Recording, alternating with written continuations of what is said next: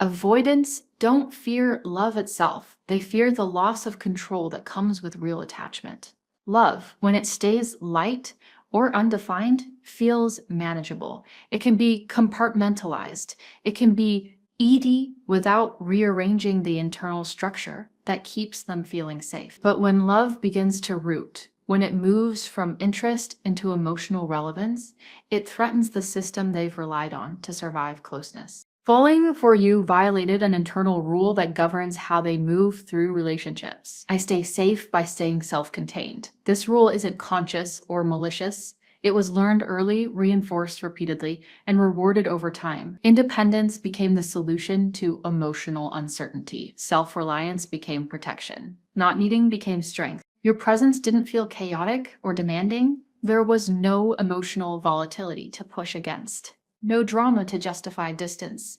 Instead, you felt disarming. You were steady, open, emotionally accessible without being intrusive. That kind of presence lowers defenses because it doesn't give the avoidant anything to resist. And that's exactly what made it dangerous. When defenses drop without a fight, feelings rush in unfiltered, there's no buffer. No gradual acclimation. The nervous system registers closeness before the mind can make sense of it. Suddenly, they care, and caring wasn't part of the plan. Caring introduces unpredictability, it introduces vulnerability. It introduces the possibility of being changed by someone else. For an avoidant, being changed feels like losing oneself. So the pullback begins not as a rejection, but as a reflex, a way to restore internal order. Distance becomes the fastest path back to equilibrium. They don't leave because the connection is wrong. They leave because it's working in ways they don't know how to contain. The closer they felt,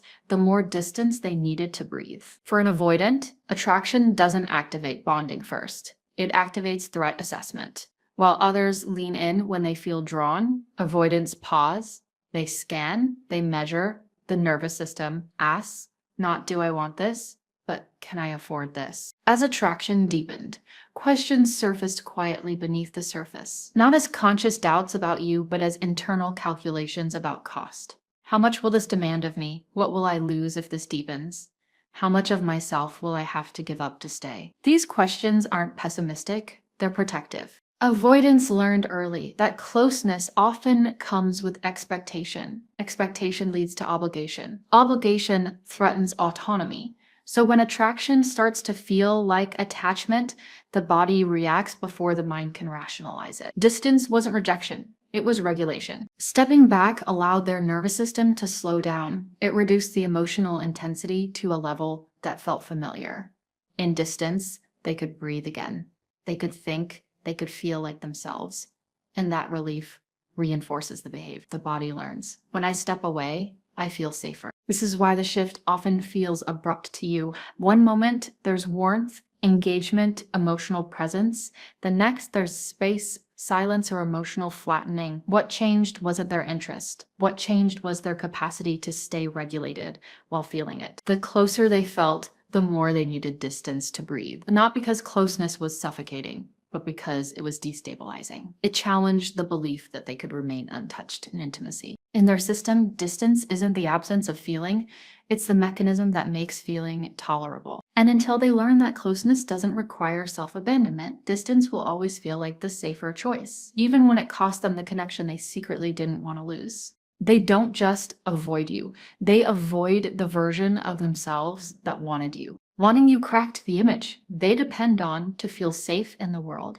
The independent one, the unbothered one, the one who doesn't need, doesn't cling, doesn't get affected. This identity wasn't chosen out of arrogance, it was built out of survival. At some point, needing someone came with disappointment, intrusion, or emotional overwhelm. So they learned to equate self-sufficiency with dignity. When they felt drawn to you, that identity fractured, not dramatically, quietly, subtly, in moments where they noticed themselves thinking about you when you weren't there, in the ease they felt, opening up, in the comfort of being emotionally held without being controlled. Those moments created a dangerous realization: I want this, and wanting contradicts the story they've lived inside for years. So they didn't just step back from you. They stepped back from their own vulnerability Because vulnerability to an avoidant isn't neutral.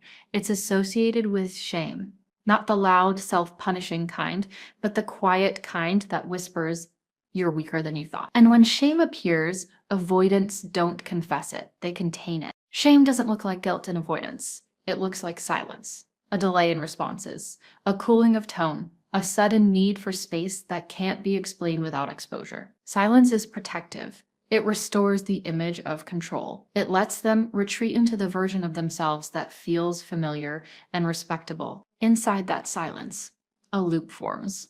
They miss you, then judge themselves for missing you. They feel drawn, then criticize themselves for feeling drawn.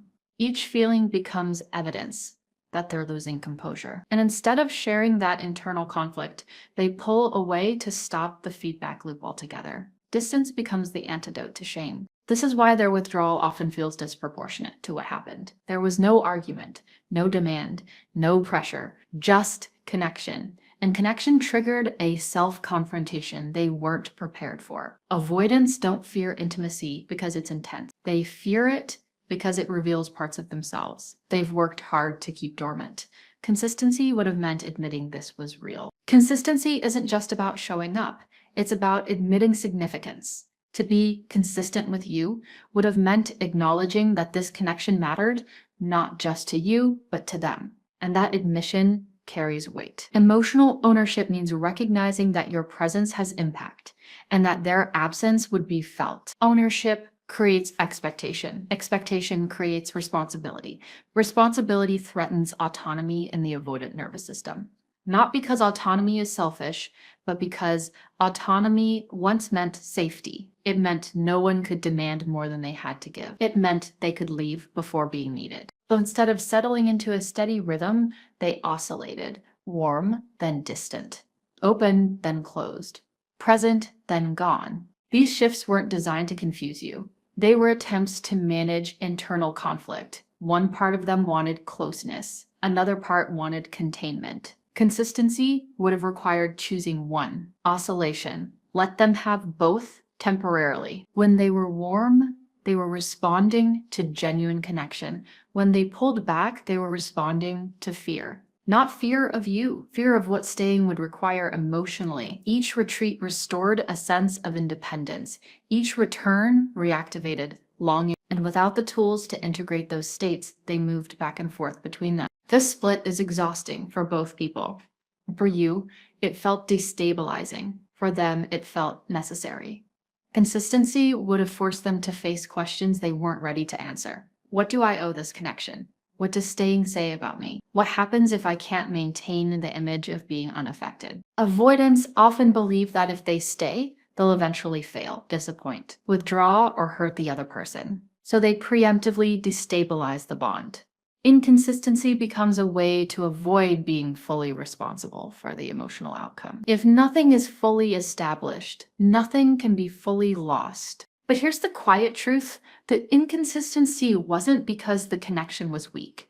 It was because it was too real enough to demand presence, real enough to challenge old survival strategies, real enough to require a new way of being that they hadn't yet learned. They weren't unsure about you. They were unsure about who they'd have to become to stay. And until an avoidant learns that autonomy and attachment don't have to cancel each other out, consistency will always feel like a risk. Not because love is unsafe, but because it asks them to live without the armor that once protected them. They felt safest with you until safety became intimacy. You didn't overwhelm them. You didn't push for more than they offered. You didn't demand constant reassurance or emotional performance. In fact, what you gave them was exactly what they claimed to want: calm, presence, emotional availability without pressure. You met them where they were, without collapsing into them or chasing their distance. And that's precisely what bypassed their defenses. Avoidants are highly attuned to pressure. They can sense expectation long before it's spoken. They know how to brace against demands, conflict, and emotional chaos. But what they're not prepared for is safety that doesn't ask for anything in return. Safety disarms. It lowers vigilance. It invites the nervous system to rest. With you, they didn't have to perform independence. They didn't have to manage your emotions. They didn't have to prove anything. Your steadiness allowed them to exhale, and in that exhale, closeness happened naturally. Not because you forced it, but because there was no reason to resist. Safety turned into intimacy. Intimacy isn't just closeness, it's mutual emotional access. It's being known without hiding. And when that line was crossed, even subtly, the alarm went off. Not because intimacy was wrong, but because it was unfamiliar. The avoidant nervous system associates closeness with eventual cost. So when intimacy appeared without struggle, it felt suspicious. That's when retreat happened. Not abruptly, but progressively. Responses slowed. Energy shifted. Emotional availability thinned. To you, it felt like being dropped, like the ground disappeared under your feet, without warning. To them, it felt like restoring balance. They needed to create space before the connection rewired them further. This is one of the most painful dynamics to experience because nothing went wrong. There was no conflict to point to, no mistake to fix. You didn't cross a line. You simply existed in a way that allowed them to feel deeply, and that depth exceeded their capacity to stay present. Avoidants don't detach emotionally, they detach physically. When avoidants pull away, it often looks like emotional detachment, but internally, that's not what's happening. They detach physically, reducing contact, creating space, limiting interaction, while the emotional process continues quietly underneath. Distance becomes the container in which they can feel without being seen. Distance allows them to idealize without engaging. When you're not there, there's no pressure to show up consistently, no need to navigate real-time emotions. In absence, they can remember the good, soften the edges, replay moments without the vulnerability of presence. You become safe again because you're not asking anything. They miss you without risking. Missing you doesn't require response. It doesn't require explanation or follow-through. It's a private experience that belongs only to them. In distance, longing feels manageable. In closeness, longing feels demanding. They feel without responding. Emotion stays internal, unexpressed, unshared. This allows them to preserve the image of control while still being emotionally affected. To others, it looks like they've moved on. Inside, the bond remains unresolved. Avoidants don't process feelings through action, they process them through absence. Time and space allow emotions to surface in slow, fragmented ways.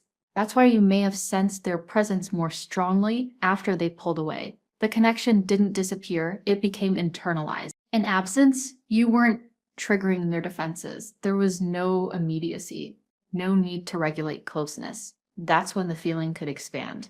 Ironically, distance gave them the freedom to feel what closeness required them to suppress. This creates a confusing experience for you. You might have felt a lingering emotional pull, a sense that they were still there energetically, even while being unavailable behaviorally. That wasn't imagined. They were processing, just not in a way that invited reconnection. The fantasy they carry in distance isn't about control over you, it's about control over themselves. Distance lets them keep the connection intact without risking the identity they rely on. It's a compromise between attachment and autonomy, one that feels safer than choosing either fully. But this fantasy has limits because feelings processed in absence don't integrate. They linger. They resurface unexpectedly. They show up as regret, nostalgia, or sudden reach-outs long after you've detached. Not because they didn't value you, but because they never learned how to stay present when it mattered. And that's the quiet tragedy of avoidant love. They feel most deeply where they feel least capable of staying. Chasing would have required admitting they were attached. Chasing isn't just a behavior. In the avoidant nervous system, it's a confession. It says, this matters to me.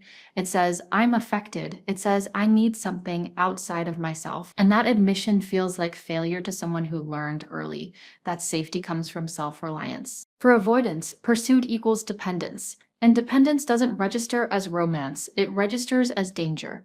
Not because they look down on need, but because need once came with cost. It meant disappointment, loss of dignity, or emotional chaos. So they learn to associate wanting with weakness and weakness with loss of control. So instead of chasing you, they chose withdrawal, not dramatically, not cruelly, but quietly. They reduced contact, they created space, they let time stretch. Withdrawal gave them back the internal posture they trusted, composed, self contained, untouched. They chose rationalization. They told themselves stories that made distance feel reasonable. This isn't the right time. I'm too busy.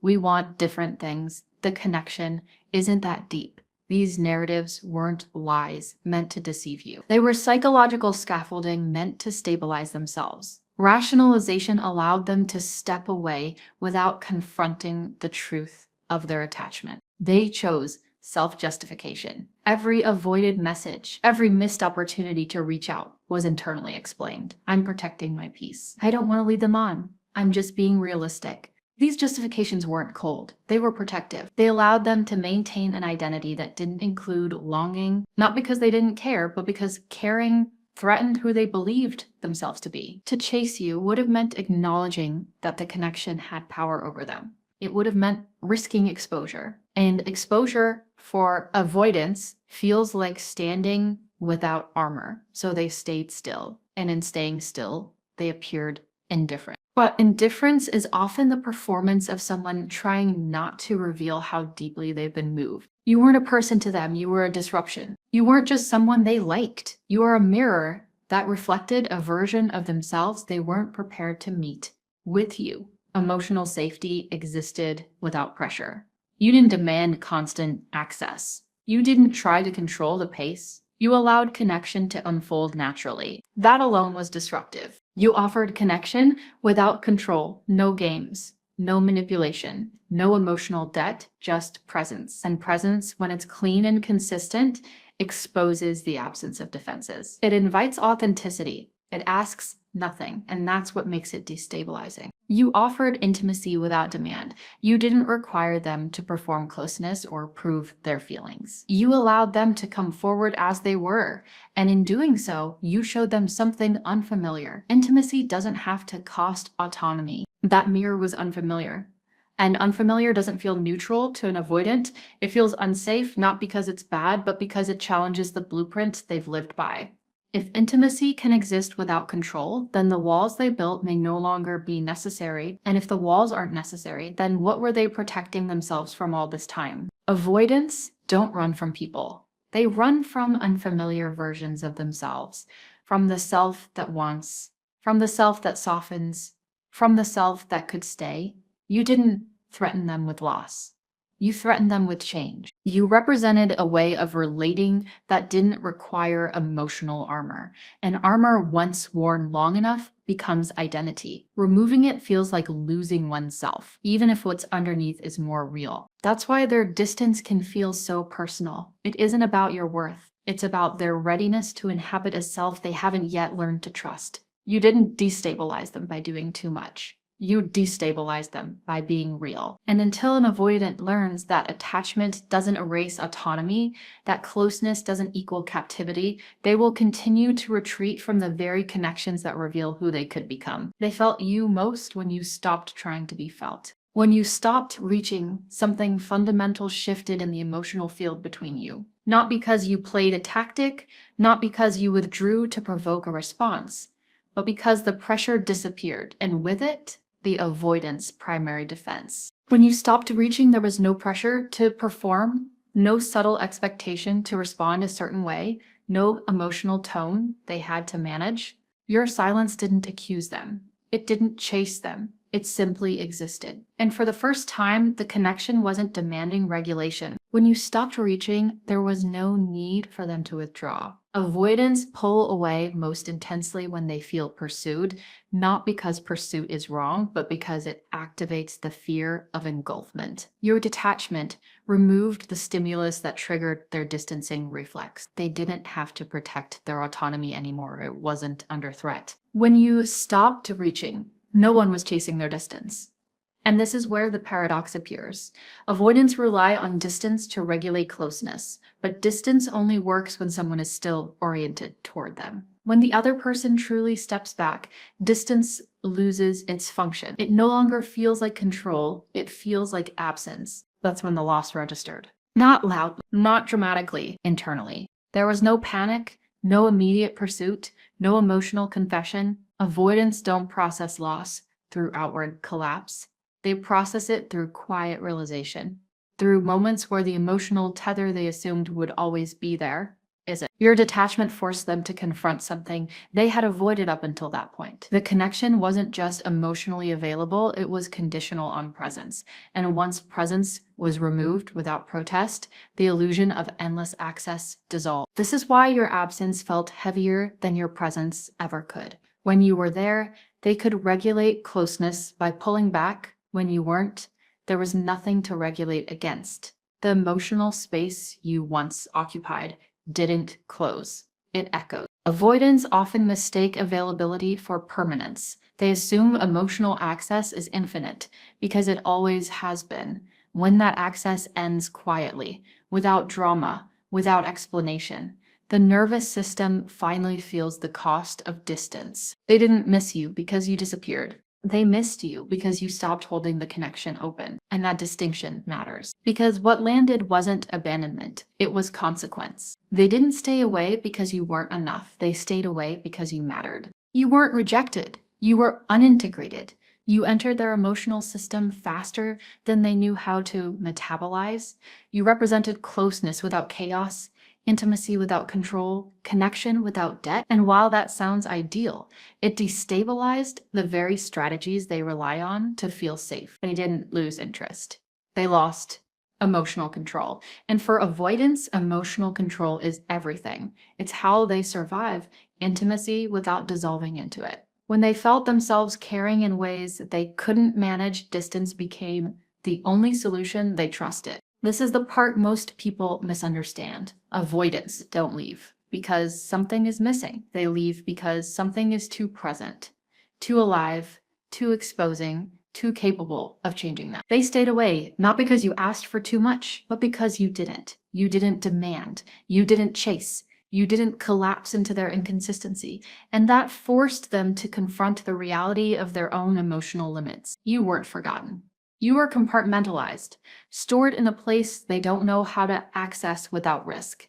And that's why avoidant loss doesn't look like heartbreak. It looks like restraint. Avoidants don't grieve loudly. They grieve in fragments, in delayed realizations, in moments where they notice how few people feel like you did, in comparisons they never voice, in the quiet understanding that what they stepped away from wasn't overwhelming, it was rare. But here's the most important truth. Avoidants don't stay where they feel deeply until they learn how to stay with themselves, until they can tolerate vulnerability without shame, until they can experience attachment without equating it to loss of autonomy, until they can let closeness exist without retreating to control. Your role was never to teach them that. Your role was never to wait for them to grow. Your role was simply to be who you were, and that was enough to leave an imprint they couldn't outrun. Not because you chased, not because you proved your worth, but because when you finally stepped back, the absence revealed what presence had quietly built. You didn't disappear. You became undeniable.